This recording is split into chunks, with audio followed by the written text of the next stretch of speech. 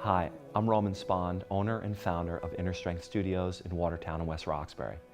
I've developed these real powerful talks as a gift to you. How many times after one of our classes have you felt centered, grounded, really great, just to have it all go to pieces the next day when we enter back into those patterns of life, of stress, of work? These real powerful talks are going to be helpful when you can't get to class. But you know that by just simply breathing, it'll help to get you over the edge of the challenge that you're currently experiencing. So many of you have expressed how the practice of yoga has changed and shifted the quality of life for the positive.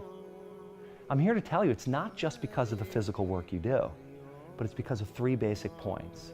The physical is a huge piece, how you hold your body, how you breathe. It really makes a difference.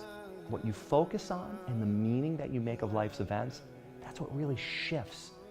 Those three together gives you that sense like you're really growing and that you're not at the effect of life's challenges, but you actually have a little bit of self-control. Not a little bit, a lot of it. Each and every one of our yoga classes here at Inner Strength has as its intention those 3 points.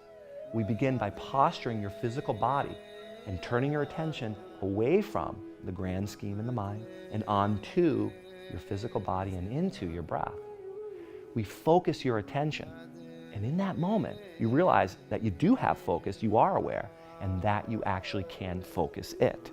In each and every one of our yoga classes, my teachers and I also offer the rich tradition of the teachings of yoga. One of those traditions of the teaching of yoga is, regardless of gain or loss, birth or death, success or failure, we must remain calm. That's a very valuable perspective to have as we pursue what's important to us in our lives. As the owner and founder of Inner Strength, what I've been taught is to seek out experts that I believe can teach me something. And this is what I've done with our team here at Inner Strength. Every one of our leaders here has a unique perspective in this world, and yoga has touched their lives. In this session of Real Powerful Talks, we'll be meeting with Joseph Vinciula. Joseph began his journey here at Inner Strength by taking our 4 Pillars of Freedom teacher training. And since then, his whole life has shifted. Joseph, a lot of students inquire about Trikonasana, the triangle pose. When you're teaching on the yoga mat, what are some basic ideas physically about triangle pose that you would work with them? But also, what does triangle pose, or what could triangle pose represent on a deeper level, on a spiritual level? It's also symbolic in nature as a triangle. Is energy efficient, each side is perfectly symmetrical to the others. This body itself is proportionate to itself, a micro and macrocosm almost.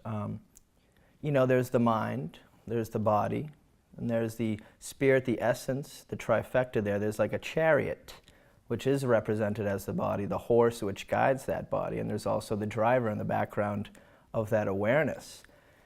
And the driver doesn't necessarily need the chariot or the horse, but the horse is necessary to drive the chariot. You need the will, which is the creative force of your life, but that driver, that background awareness that we confront the mind during practice, we rise it to the surface, confront it. You have to be stable in that trifecta. Each side needs the other to complete that perfect form. The stability, the ground, up, pointing upwards, representing that ascension, that growth upwards, as every foundation needs to begin from the ground up. So when you're cueing triangle pose, for some of the audience that's watching these Real Powerful Talks, can you walk us through what you would do in triangle pose?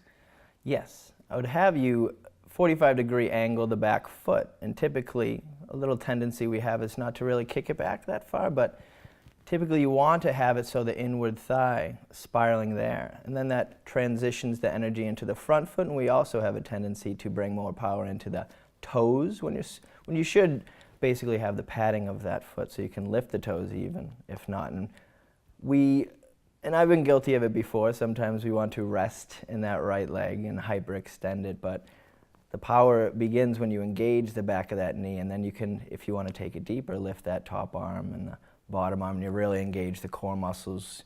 And you bring the shoulders back in alignment when you stack them, and then that's when it really gets into the interior development there. Well, the funny thing about yoga is I feel that even if you're coming for just physical or mental or to unclutter your mind, excuse me, I think you get all three of those, even if you choose to knowingly do that or not. And I think we're spiritual beings having a human experience, not the opposite. And, you know, the whole idea of the soul, I don't think we have a soul, but I think we are a soul and we have a body.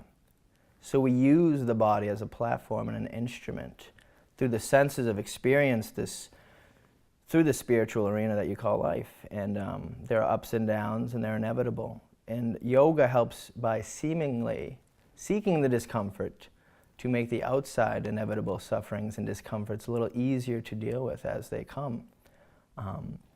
Once you purify this vessel, it allows the mind to be clear, and the mind is the creative force of your life, as you are the architect of your own reality in life. So when those purifications come and you're able to let those energies flow freely through you, they move outwards and manifest through your life as well. So is it safe to say the more that you practice and you actually show up on the mat, the more your practice will begin to show up for you off the mat? Absolutely. And sometimes we tend to, you know, take a few classes and feel great and then we stop. But if you keep going, because the high road is, you know, a lot of us can see it, but it's whether we choose to take it enough, and it's not difficult. We tend to be more afraid of how powerful we are than how inadequate. You know, I've experienced that in my own personal life. I hear you talk about dissolving fear through breathing. How is that possible?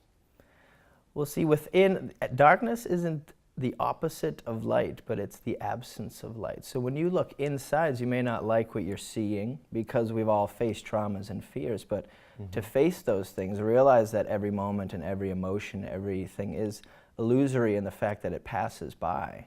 We tend to worry and fear of things that aren't even created yet, and then we create them by focusing our attention on those things instead of building the thoughts that we should desire, instead of having the worries, which seem illogical, and they tend to stem with our survival, our basic animalistic behavior of fight or flight, etc. But as Charles says, the individual divide dual.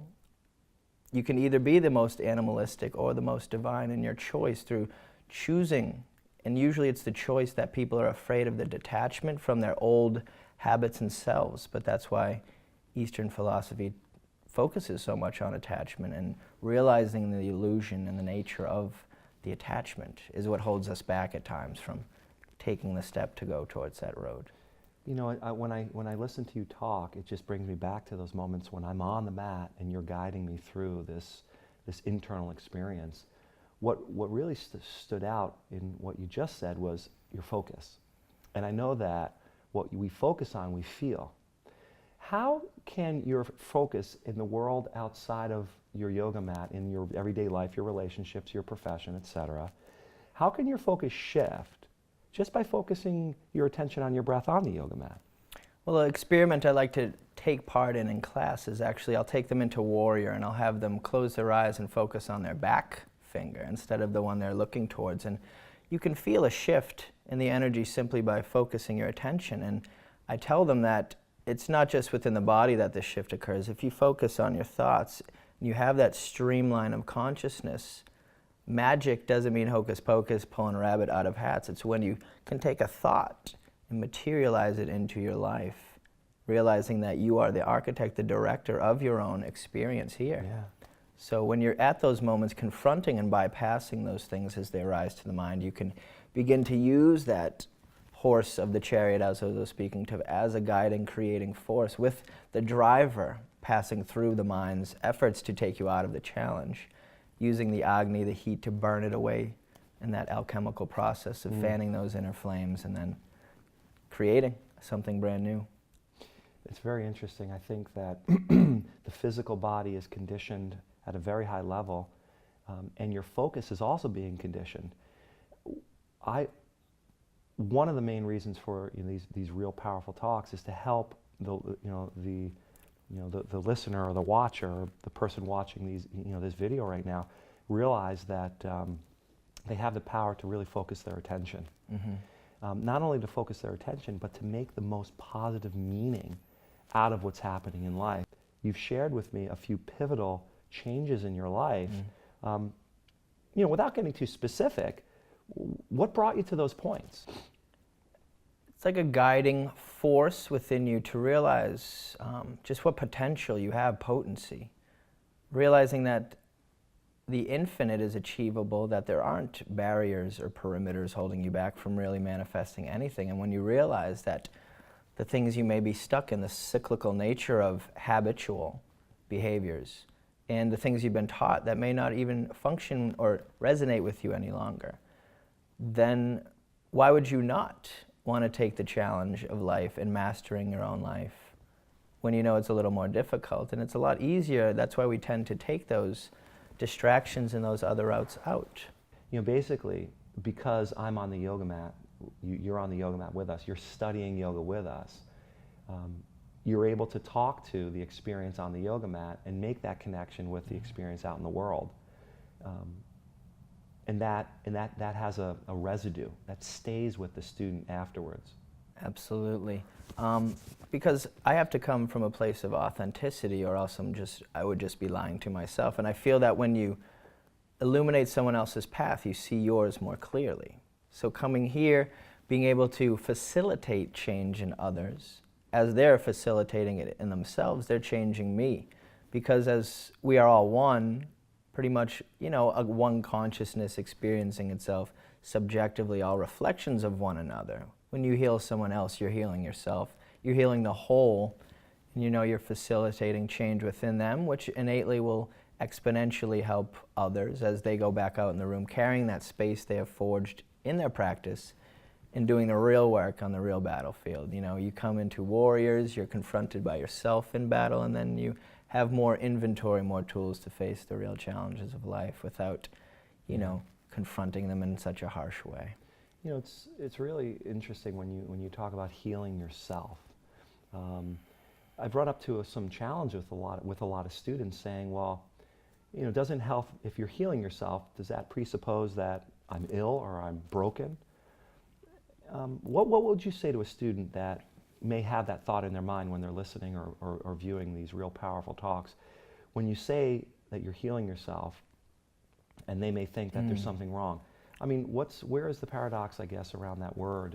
Well, my belief about life is that it is a curriculum, an education. And I like to use this metaphor a lot, but the seed that needs to be placed into the darkness and the soil for the gestation of that inner self, it needs to sift through those layers to go through the challenges and find itself back to the surface in the light where it thrives naturally. So life needs to have the polarity of the opposing forces, so you can even recognize what good or bad is, even though it's just light and dark. There's just polarity in nature to kind of stress and test the inner self, to sculpt it, to cultivate it, and make it rise up to that surface through the polarity and the spectrum of emotions and the feelings that you have.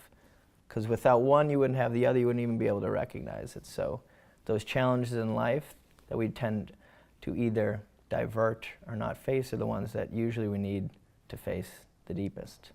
So healing isn't necessarily a dualistic approach where you have healing. Correct. Or it's basically healing being an ongoing process of that, as the metaphor you use, that seed constantly growing. Mm-hmm.